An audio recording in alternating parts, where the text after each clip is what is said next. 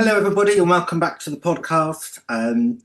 I'm joined today by my co-host Samantha, and we've got JC and Magdalena here as our regular guests. And today we're going to be talking about the Addams family in relation to AI. By the way, if you want to find a little more about us, our LinkedIn profiles from the show notes, which you can have a look when we post this on YouTube. And I'm just going to ask everybody a couple of things about the Addams family and how it relates to AI. Two questions really. Does AI ask us to become or help us become parodies or caricatures of ourselves, an exaggerated part of our persona, which obviously the Addams characters are? The flip side of that is that the Addams family is the most loyal family in TV and film. They will stand up for each other in whatever situation, however bizarre it is. They are a unit and they stay as a unit. And so, can AI help us find our tribe and find our Addams family who will stick together no matter what? Two possible sides of the same coin. And Samantha, I know you're a massive Addams Family fan. I could call you Morticia because you do look a little bit like her. But over to you, Samantha. let us know your thoughts. I can definitely consider that a compliment. And if I wasn't 50, the wrong end of the 55 to 60 range, then I would definitely be a Wednesday Addams. In fact, I've even got some of the very similar or same dresses, but that's a different thing. Well, actually, where I was going with this is when you were saying that, I'm just thinking immediately, parody.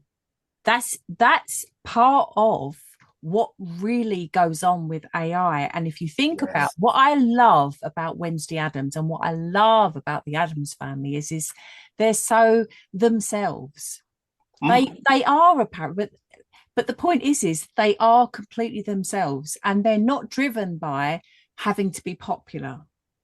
They're not driven by their social media presence like we would be, our normies, the way that we are.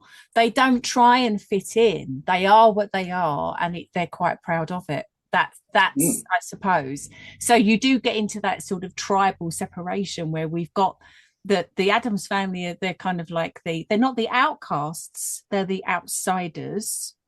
And then you've got the kind of normies. And you could say, if you're looking at the fact that the way that AI is working, and I think we are starting to see an emergence of impact on human behavior. And I think if we can aspire to be more like Morticia and Wednesday, we could possibly resist becoming a parody of ourselves, because the way that we're interacting, and I mean, I'm looking at it today. The AI knows everything historically that I've put into it, and it's making references to past inquiries that I've made or research that I've done, even though it's not even in the same chat. And the way that I'm interacting, it's starting to reinforce my own behaviors. So actually, the way I'm interacting with it is reinforcing probably some of my particular traits. So yes, in a way, I think it does begin to influence, probably depends on how much we use it, probably not consciously, but I think we get into a groove with something, and it's that vibe that we've got going on. And I think, yes, it definitely does, the way I might be behaving. And I must admit, when I'm sitting there and I'm getting something really good and I'm thinking, yes, amazing, fantastic, and I must admit, I then pursue it down a certain avenue, whatever it is I might be doing. But that definitely, that feedback loop that's going on there is definitely going to be reinforcing the good, the bad, because what does AI do? It's an algorithm designed to please me. Yes. And so I'm always right. It doesn't question me. And I could be the most hideous person on the planet with the belief systems of certain individuals that I'm hearing in the news this week, about taking over countries and what have you. But actually, it's designed to go, absolutely, you're right. And this is why you're right. And so it's reinforcing that negativity, isn't it? And you're not checking yourself. So that's kind of where I see the comparison. But also, if you think about characters such as Wednesday Addams, if anyone's actually watched Wednesday, very self-assured, and actually in some ways reminds me of AI, really self-assured, totally confident, so mega skilled and a perfectionist at everything. She can do martial arts, she's a detective, she's a musician, a beautiful music. She's beautiful, she's cool, she's got that edge, and she doesn't care what anyone else thinks. She just does her thing. And I love Wednesday for that. And if you think about it, you could say, well, actually, does AI kind of do a similar thing? Or is it that the normies are kind of going down that route of thinking that AI is the answer to everything?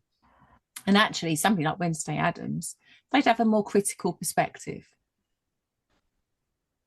Yeah, Putting it out there. it's a very interesting point, isn't it? Now, in the original Addams Family TV series, Wednesday never smiled.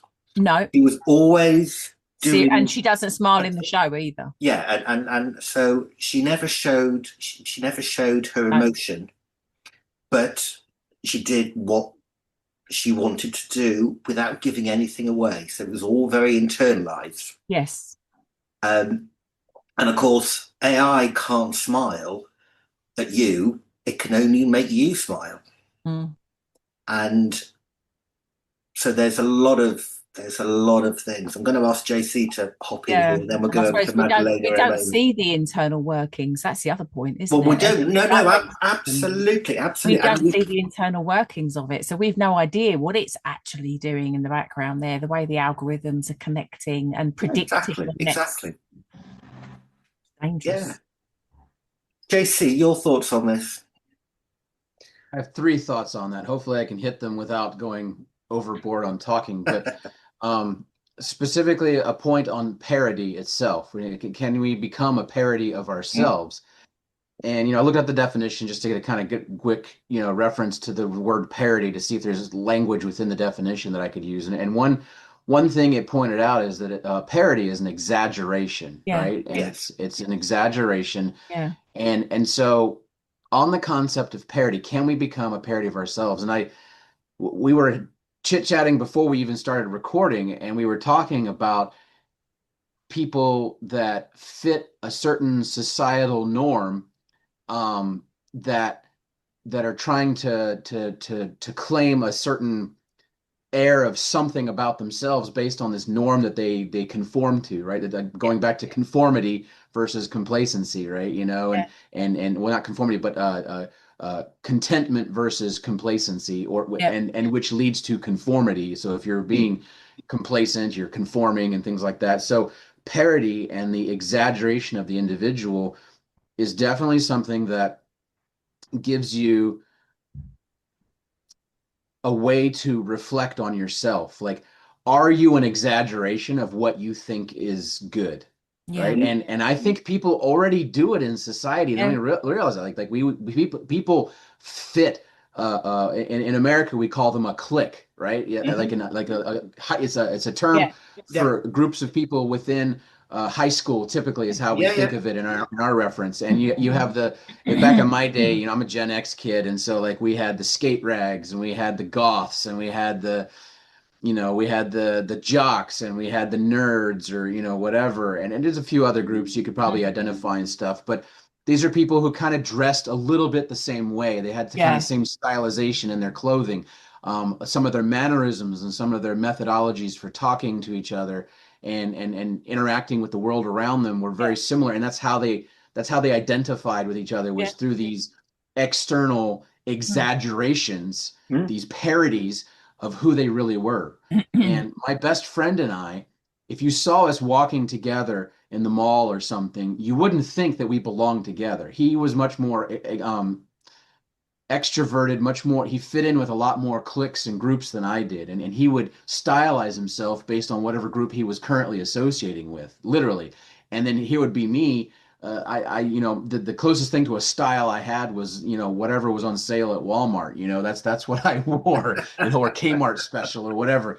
And so I didn't fit the narrative in terms of my outward appearance or mannerisms in much of a way like that. And here was my best friend who had like the exact stylization of whatever group he was with, and we would be walking together in the mall. And we just we looked like oil and water coming down the hallway. It was just kind of strange. So there's my thoughts on parody. Now, the Mm. second thing of the three um, is the word authenticity. It's based off of what Sam was saying about she loves Wednesday. She loves the Addams Family is how they're authentic selves, right? They are all in on being who they are, and I agree, and I love that too. I love being authentically yourself. But I also think, and I don't know if it's a pushback as much as it's just a Mm. inserting some more thought into it. Is Mm. will this parody, this Hollywood presentation of this Yeah. family, Mm. it's kind of interesting because sure, we have the parody that revolves around their kookiness, around their strange behaviors that don't fit the norms that we think of Yeah. outside of their creepy world that they're in. But there's also something about their authenticity that I think is a bit of an exaggeration, a parody. Like they're so authentically themselves. Like Wednesday, she's perfect. Like Yeah. I mean, she's really perfect, and that's dangerous. It's because she can do everything and she has it all and she doesn't care. And like, so what might we do to emulate her that could throw off our own authenticity? Like, well, we're going to be good at martial arts. Well, we're just not going to care. Like, what's the easiest thing? Because we, as human beings, we always trying to find the easiest path of least resistance to getting what we want. Like sure, we might work hard and we might try really hard to do things, but usually our effort, even if it's a really challenging effort, is still the shortest path to where we want to be. Mm. Like maybe you got to hike a mountain to get to the pinnacle to get where you go, but we're like, I'm going to shoot straight up the mountain, or like, or to conserve my energy, I will do like a zigzag pattern and stuff like that. But I'm not hiking up some other mountain. I'm not hiking up the other side. I'm going this way because it's the shortest, most effective, most efficient way to get there. Even if it's hard, it's still the shortcut. And that's what we like, because we like shortcuts. That's why I think in our connection to AI, we can relate so well, and it seems so much like it seems to mirror us so well, is because we are good at pattern recognition, and AI recognizes patterns and gives us the patterns like, oh, cool, there's a pattern. I love patterns.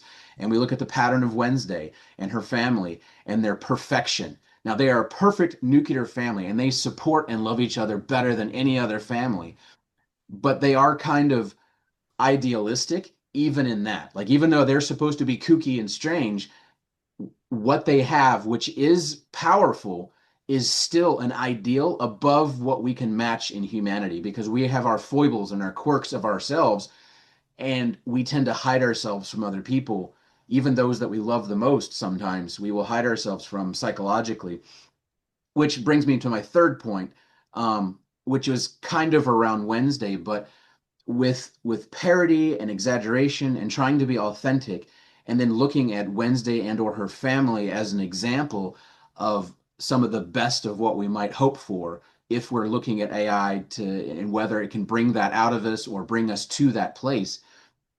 My kind of final point is that I think there's danger in setting certain kinds of ideals. Now, this comes from a person. I am a religious person, and so obviously I set certain ideals, even certain measures of what I consider perfection ahead of myself as an example to work off of to try to do something with my life. I try to emulate and work towards this sense of perfection that I have placed before myself in my belief system, my core understanding of the universe and how it works, etc.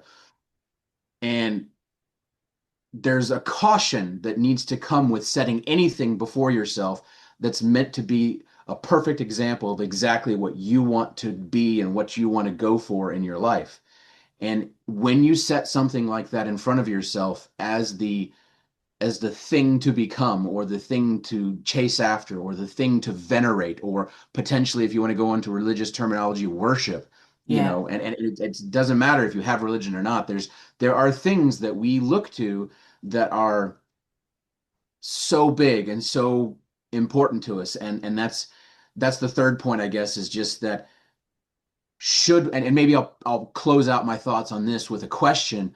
Should we put just anything in front of us and call it perfect? Like we look at AI And people are already, I mean, if you want to throw religious concepts in there, if you want all knowing, how all knowing is AI, especially in comparison to us? I don't know half as much as anybody else in the world, and AI knows what everybody else knows, at least so much as what we've written or put on the internet for it to find. And it can know anything else that we give to it almost instantly through its processing capabilities. So, what do we do about venerating the omniscience, if you will, of AI, which then also, if knowledge is power, now we're bleeding into the concept of omnipotence as well. And so, are we going to put AI as our, well, let me just throw the straight language out there. We're going to put it as our God out there for ourselves to venerate and to look to as an example of how to be, or are we going to put something else out there as our prime example of how we intend to operate as individuals? And I'll stop now because I'm talking too much.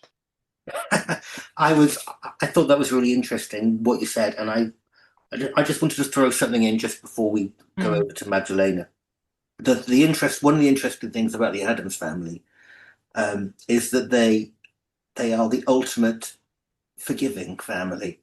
They forgive each other for anything that they do because of their loyalty to themselves. They never criticize to the huge extent, and they wrap their arms around each other at some point with the family, the extended family, and all the rest of it. So they are the ultimate in terms of the forgiving family, the nuclear family, as you say. And so we all want that in life, don't we? We all want to be forgiven for things that we've done, because you're in this group that will always love you and forgive you. I think that comes back to the tribal thing again, doesn't it? It does. And I think this is what you were saying, partly, JC, which was we will gravitate to certain groups and we think we're different. I mean, the Goths and everything thought that they were somehow different and alternative, but actually not. It's exactly the same thing. It's just that it's a group, it's got rules, it's got structure, it's got coding. Yeah. And I think that's exactly the same thing, is that with the tribal thing, I think we will gravitate to certain tribes, similar with AI, certain types of AI. We will gravitate to certain types of AI. And that will be based on our belief systems, I guess, partly belonging. Because I don't know what the Drumpians tend to use, but there's a very particular AI, isn't there? I looked at the Mastermind one, and that clearly Jordan Peterson and people like that use it. I mean, it's loaded, absolutely loaded. And obviously we've got Musk's version of AI, and the algorithms are controlled, etc. But I think with the whole tribalism, does that not go back to this very natural or almost primitive instinct that we have, which is we want to belong, we like rules, we like to know what are the rules of being a Goth, what are the rules of being in this AI, what are the rules of being a Trump follower, or whatever it might be, whatever gang you want to join. We need to belong. That's the Addams family. That's family. We want to belong somewhere, and without that anchor, we start to unravel. And I remember reading, and I must admit I've forgotten a lot of it, but I remember reading why Jung was actually quite supportive of religion. And if you think about AI and the belief systems, it's a bit like religion, let's face it. It's got certain structures and rules. It has its own moral code, if you like. Code to belong to this tribe is very, very reinforced.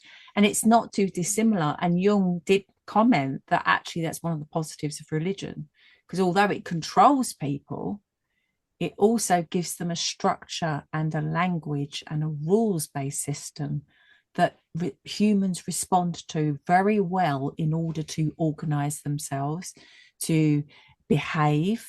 It sets standards for this is what we find acceptable. So it becomes like a moral code in a way, doesn't it? Same thing, I think, with AI. You can make lots of comparisons there. So I think interesting what you were saying there. I think that's where I was really sort of, when you were talking there, JC, that's what was firing off in my brain was, of course, we need this. that's maybe partly why AI is so successful. It's why social media is so successful, because as humans, it's really tapping into that unconscious psychology and need that we have. Yeah, and it goes back to Maslow's hierarchy of needs, Yeah. doesn't it? And the very bottom one is safety.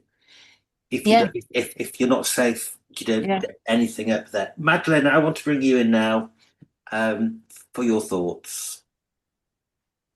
Now, when I am overwhelmed with what Sam has said, GC, and you added your cherries. Whew.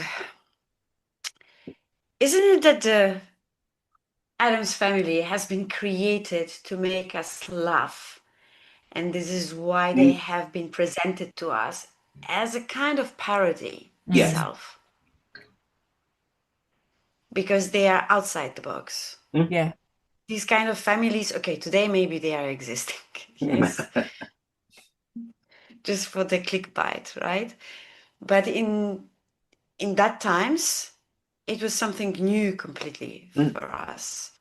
It makes us amazed, laugh, connected to the screen. And yeah, originally for me, it meets the criteria of the parody. I agree with Sam, what you have said, especially about the Wednesday, but all of them, they are themselves. And it made me thinking what you, Simon, has said at the beginning with these core questions about the loyalty in the family. But isn't it the inner confidence, being yourself? Isn't it that it's coming from the family where they accept you as you are? The family is putting you first, the family first. And no matter what is happening around, no matter what kind of mistakes we will do, and it's not about the sugar coating, cushy, whatever you do, all is fine, we will pay for your mistakes. It's not about that. But accepting the other people and not, how it is quite common today. If you do something wrong, families are abandoning you. Do they justify our badness, do you think? Yes. And on the other side, if you want to belong to a family, you need to sing as majority is singing. Otherwise, you are a black sheep.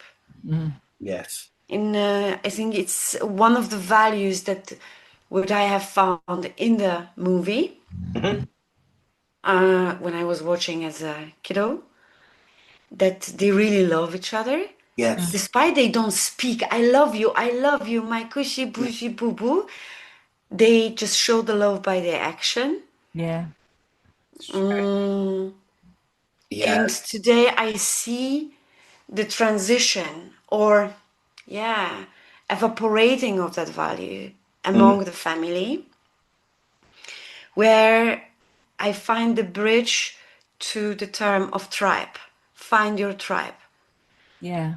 But also today, the tribe can be found, and your membership in that tribe can be driven by your hunger. Yeah. So the tribe can be a trap. Yes. As well. 100%. Yes, when you are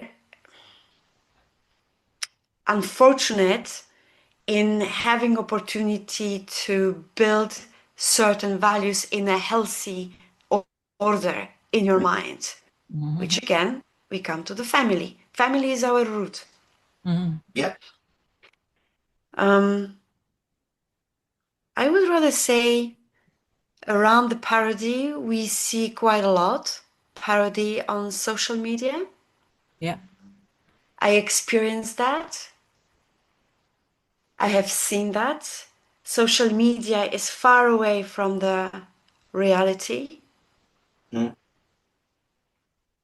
And what for me is more dangerous and terrifying, we are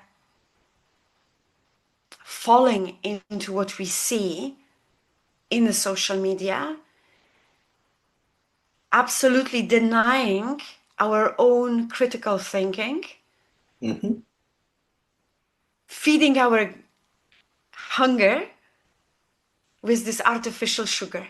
Yes, you're exactly spot on.